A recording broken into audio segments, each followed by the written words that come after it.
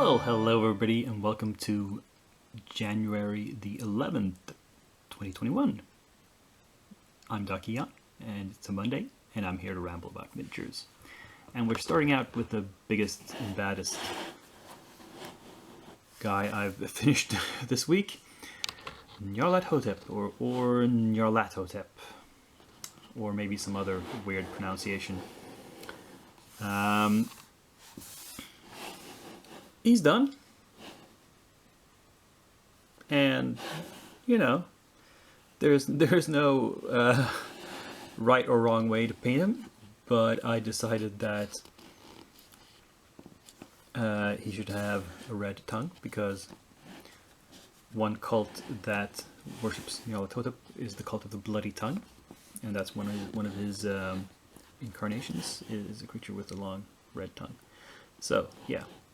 And then I went with basically a purple body, and to contrast the purple, a yellowish brown, sort of a sandstone look for the building parts, and then a more gray brown for the parts that are like just ground, ordinary dirt or something. And there's a few tufts of grass that I've glued on to simulate weeds or something growing up in the cracks. And yeah,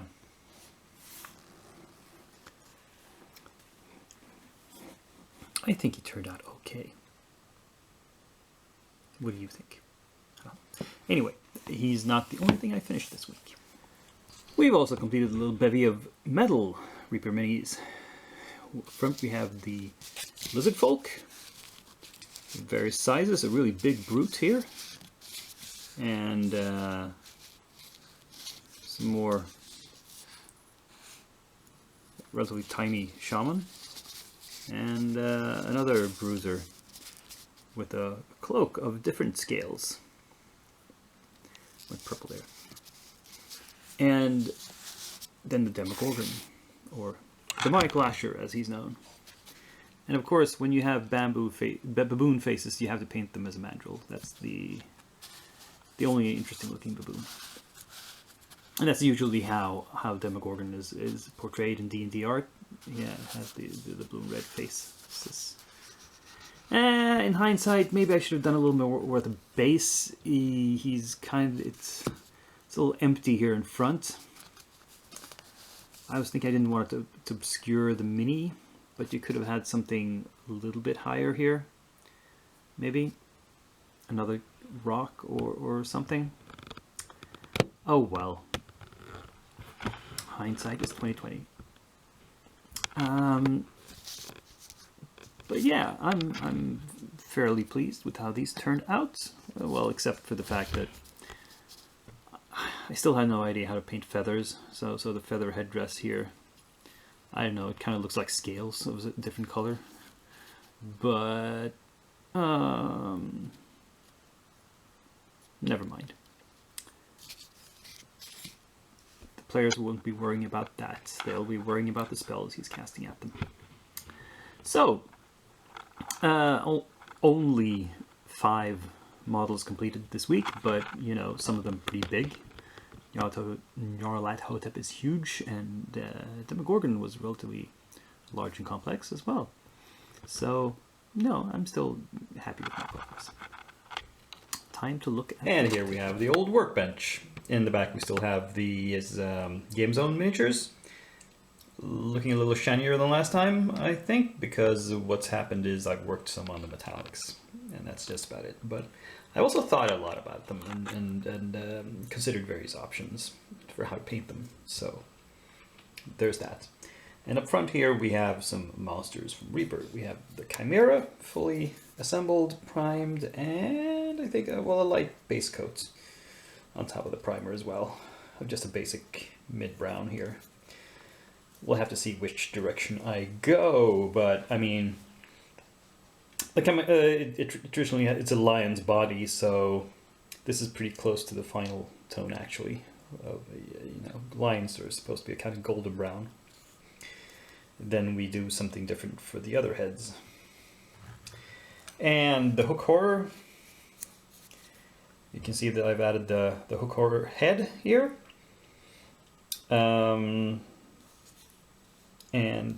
This is primed, and it's also, yeah, it's got an undercoat of a very dark blue, because hook holders are kind of, they have a sort of bluish tone to their armor, canonically, in D&D.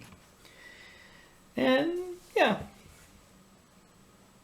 just keeping on. Now looking at the dragon turtle, it might look like I haven't done much, and I haven't. All I've done is actually airbrush on a few more coats of paint, just base coats to cover up the primer, and you know, establish the general idea that the body is going to be greenish and the shell is going to be brownish. And I thought maybe a little brighter underneath.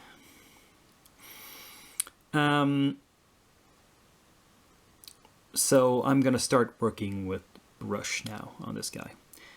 But what I have done more of is the base. And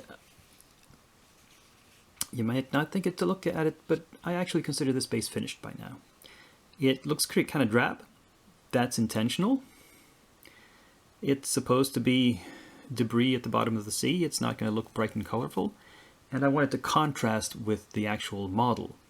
I don't want the base to pull focus. So I'm going to paint the dragon turtle brighter and more colorful. And so I'll have that sort of contrast between base and model.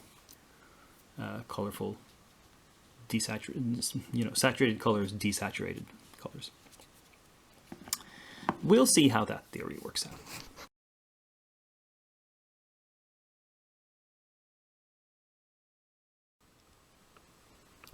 So the dreaded impulse buying struck me again, and because I was placing another order from the same retailer that I get a lot of my stuff from here in Sweden, I picked up some more of their Achtung Cthulhu because these were the last copies, the last blisters of these particular minis, some more Migos, some Deep Ones, and Deep One Elder. But as I mentioned, these will not be going in my printing queue right now. They'll be put to one side for later. Instead, I'm continuing with these orcs. So for some reason, one of them is in a paper bag, but it's like a wolf rider and a wolf and a rider. I mean, this is like another shaman, I believe, and the others are orcos, as you can tell. All wolf riders. I'll be finishing up these Game Zone minis. Meaning I'll be prepping them for next week.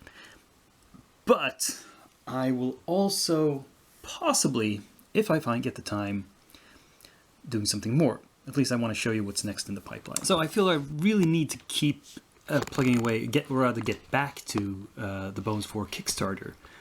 I really want to finish that up before Bones 5 arrives, and Bones 5 is technically supposed to ship in April. I very much doubt I will get mine until May or maybe even June, or even later, depending on how much production and shipping will be impacted by the whole coronavirus situation. But anyway, there's not that much left, and I'm down to just a few of the add-ons and one expansion. This add-on is called the Blacktooth Terror, but it's a T-Rex, as you can tell. It's a rather simple model. There's like 4 pieces. There's a base, there's the main body, there's a back, and there's the head. Simple enough. However, I have another T-Rex. And this label has curled up from this angle. This is what this boxed set looks like. And in the back you can see the pieces. And I can open this up and show you what this kit looks like. So this is